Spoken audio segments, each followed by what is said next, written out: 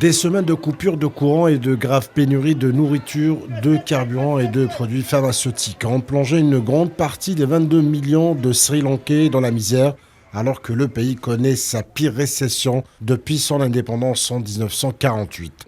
Le défaut de paiement de la dette qui s'élève à 51 milliards de dollars a poussé le gouvernement à suspendre les remboursements pendant une période intérimaire en attendant une restructuration ordonnée. Selon le gouvernement sri-lankais, cette mesure d'urgence est un dernier recours afin d'éviter une nouvelle détérioration de la situation financière de la République.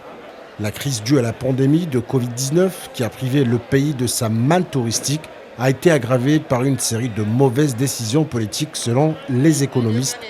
Le gouvernement a imposé une large interdiction des importations afin de préserver ses réserves de devises étrangères et de les utiliser pour le service de dette dont il s'est maintenant acquitté.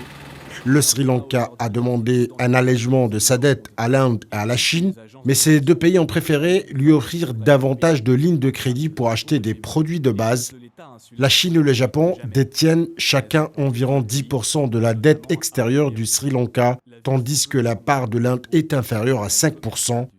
La plus grande part, soit 47%, est constituée d'emprunts sur le marché par le biais d'obligations souveraines internationales et d'autres instruments similaires. Le gouvernement cherche à obtenir un renflouement du FMI alors que la monnaie locale a perdu un tiers de sa valeur au cours du mois dernier.